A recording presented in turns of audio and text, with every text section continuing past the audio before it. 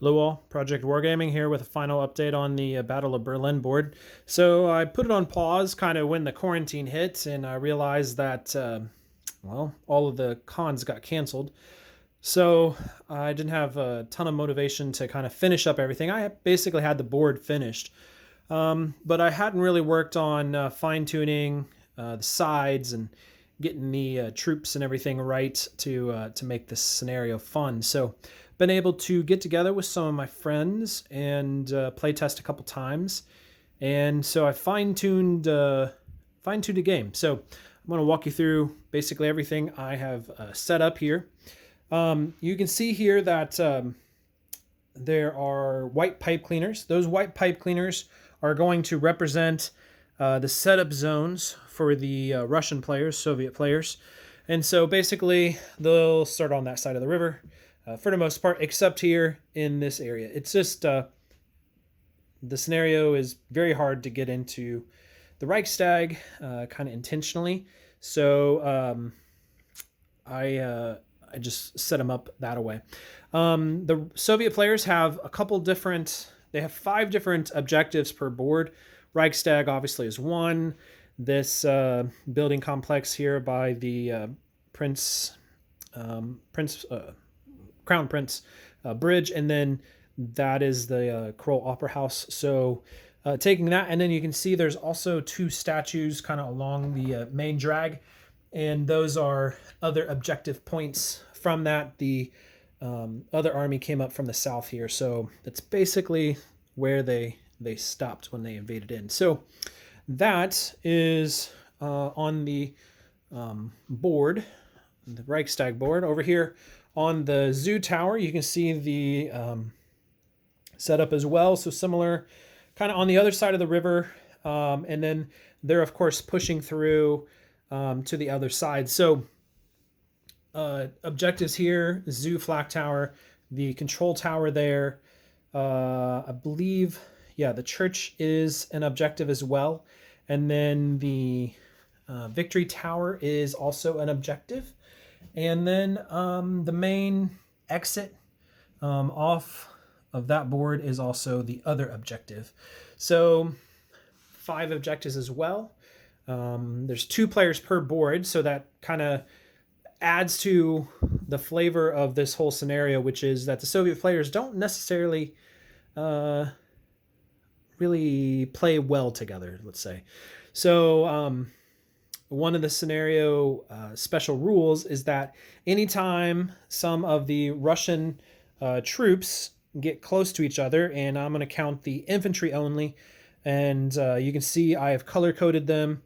I know it's a little obnoxious, but just from play tests and stuff like that, it really makes a big difference for players to be able to see it easily. So this is kind of a smaller regiment, SMG. They're all very understrength regiments by this point too. So that is basic. The one side is a Soviet player.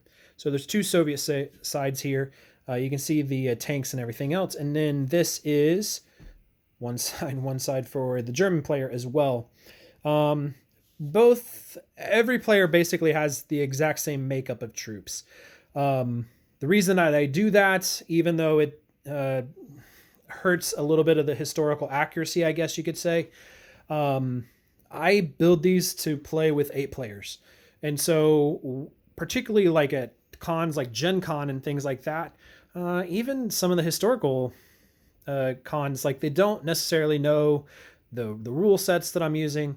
And so it just makes it easier to kind of make everybody have the same thing, and really you get the thing, the feeling. So the German players here, they all have the cats. They have each one of the big cats, and then a couple 88s, and then there's a buried panther in there as well that they can use. And then there are SS troops, and also just regular old Weimar and Volk and all that stuff. So I also gave the Volk troops just an old PZ2, just because I thought it would be fun to see that they're pulling out all the all the stuff out of the museums to try to help in the fight. There's a couple other rules that I've added in to this. The German players will draw each round a card, and that card will have on there whether or not they have a concealed unit that is revealed. Concealed units are a Buried Panther, a small company of SS, or a small company of Wehrmacht or Volk troops that pop up. The Volk and the Wehrmacht have low quality ratings, and the SS have very high quality ratings. I am not letting the German players worry about cohesion. They just kind of can be set up any distance apart, and they just keep fighting because everybody, the German side, just kind of knew that this was desperate and things weren't going to be good if they surrendered. So the Soviets, on the other hand, still do worry about cohesion. About 75% is when they got to take the break checks. They're, of course, pushing really hard because, you know, Stalin kind of wants them to get it done. So they're afraid not to get it done, and they keep working on it. So that is kind of the overall setup. I think pretty well got the troops fine-tuned. So very happy with that. You can also see I went in on these buildings. They just looked a little bit too clean, so I wanted to put down some smoke just to make it look like it was fairly recently rubbled and not quite so clean. So here is, if I can get the camera to adjust, here's kind of what I do for my setup for thing to make it easy.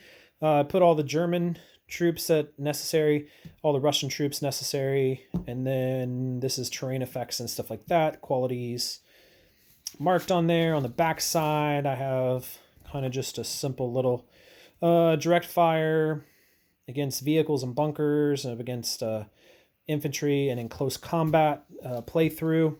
Also here, I've adjusted some of these things since this printing, but this is the indirect fire procedure, so I adjust the indirect fire slightly, and then this was just the start of the special rules, and then also the turn order. So that is kind of the biggest stuff.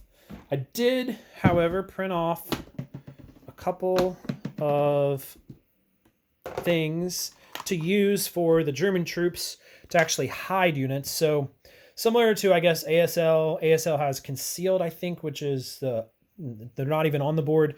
And then these are the hidden units.